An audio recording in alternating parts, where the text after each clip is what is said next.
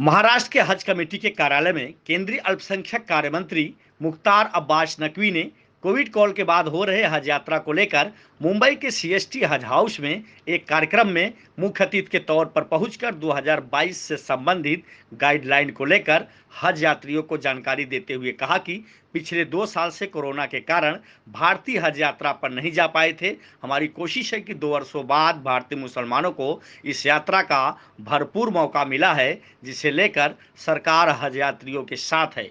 इस मौके पर केंद्रीय मंत्री मुख्तार अब्बास नकवी का स्वागत भी किया गया। आइए देखते हैं हज यात्रियों को लेकर मुख्तार अब्बास नकवी ने क्या कुछ कहा। हज 2022 हो रहा है, वो मुझे लगता है कि 100 साल के बाद ऐसे सर्कमस्टेंसेस में हज होने जा रहा है, क्योंकि 100 साल पहले जिस तरह की अभी आज हमारे मुल्क ने क्या पूरी दुनिया ने कोरोना का कहर झेला और 2 सालों तक जो इंटरनेशनल हज पर जाने वाले मुसलमान थे वो नहीं जा पाए। इस बार 2 साल के बाद 2022 का हज होने जा रहा है। आप सबको बहुत बहुत मुबारक और बड़ी जिम्मेदारियों का ये हज है, खुशियों का भी है। 54,000 एप्लीकेशंस जो है वो जेंट्स की है और 47,000 एप्लीकेशन 47,348 एप्लीकेशन जो है वो वीमेंस की है, लेडीज की है, खवातीन की है। यानी ये भी जो है 50-50% है। उसके अलावा बगैर महरम भी जो है वो लगभग 1859 एप्लीकेशंस आई हैं जो सबके सब जाएंगी। हज में इस बार का हज जो है वो कई सहूलियतों के साथ, रिफॉर्म के साथ, तब्दीलियों के साथ और लोगों की सेहत और सलामती पूरी मजबूती के साथ महफूज रहे, उसको ध्यान में रख करके सऊदी अरब में भी और हिंदुस्तान में भी तैयारियां की गई हैं। तैयारियां तो हमने 2021 में भी की थी, 2020 के भी हज के लिए की थी।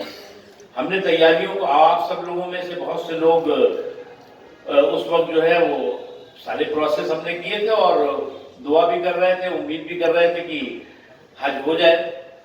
लेकिन सऊदी अरब की सरकार ने वहां के लोगों की सेहत और सलामती और हमारे लोगों की सेहत और सलामती को ध्यान में रख करके जो फैसला किया, उस फैसले को हम लोगों ने खैर मकदम किया और उसी फैसले के तहत हम जो है वो आगे बढ़े।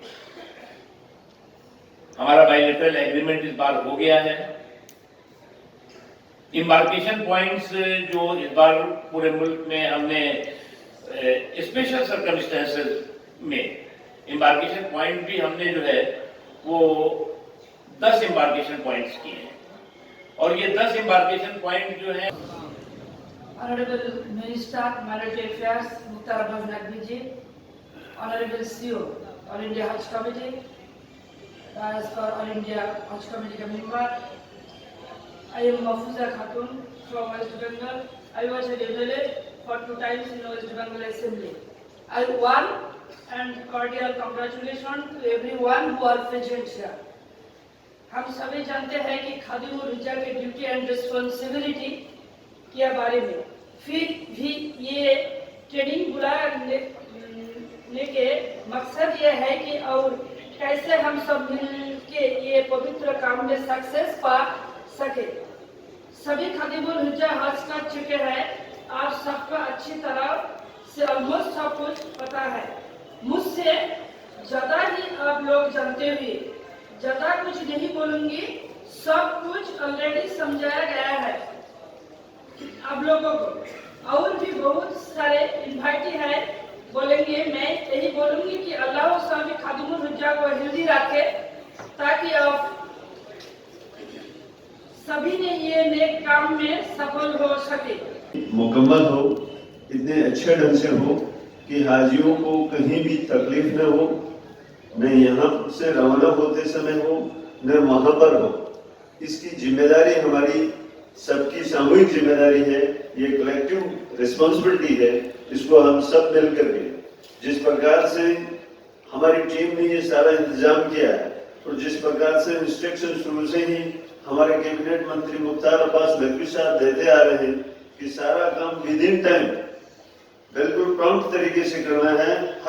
हर शख्स को अपनी जिम्मेदारी बहुत ही संजीदगी से निभानी है और मुझे यकीन है कि पूरी टीम अपनी जिम्मेदारी बखूबी निभाएंगे और इंशाअल्लाह ये जो 2 साल के गैप के बाद में जो हज टूर कंप्लीट होने वाला है उसमें कोई किसी भी प्रकार की परेशानी नहीं आएगी और इंशाअल्लाह हम सब मिलकर के अल्लाह से दुआ करते हैं कि बहुत ही अच्छे ढंग से इस इंतजाम को कामयाबी के मंजिल तक पहुंचाने में हम कामयाब रहेंगे।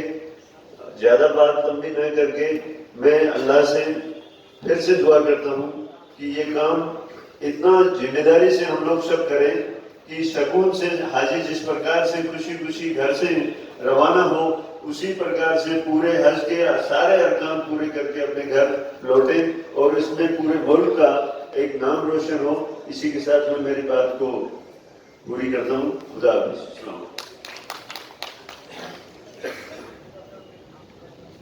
शुक्रिया सर। अब मैं सर एक बात ये बताइए मुझे, आप बहुत इंपॉर्टेंट सवाल ये है कि इस मरतबा जो है वो हज महंगा होने वाला है, क्योंकि हज महंगा होने वाला है ये चर्चाएं चल रही हैं, तो हज जो है वो कितना महंगा होने वाला है 2 साल से पहले? ऐसा है कि अब हम चर्चा पे तो कोई चर्चा आपसे करेंगे नहीं। सर एक बात ये बताइए कि आपने एम्बार्केशन के पॉइंट की बात की, लेकिन चेन्नई एम्बार्केशन पॉइंट को आपने ड्रॉप कर दिया इस मरतबा और वहाँ की सीएम ने आपसे शिकायत की है कि इसको इंक्लूड किया जाए, तो ये नाइंसाफ़ी क्यों हुई है चेन्नई के साथ? कई एम्बार्केशन पॉइंट जो है वो ड्रॉप हो गए। बनारस जो प्रधानमंत्री नरेंद्र मोदी जी का जो है वो कॉन्स्टिट्यूंसी है वो एम्बार्केशन पॉइंट भी ड्रॉप हुआ है और कई ऐसे एम्बार्केशन पॉइंट हैं जो क्योंकि स्पेशल सर्कल बात भी हुई थी। हमने कहा अगली बार इंशाल्लाह अगर नॉर्मल सर्कमस्टेंसेस में होता है तो चेन्नई एम्बार्केशन पॉइंट बहाल होगा। अगले टाइम रिज्यूम होगा चेन्नई, अगले टाइम रिज्यूम होगा। जी सर लॉटरी का सिस्टम कब उसका प्रोसेस कब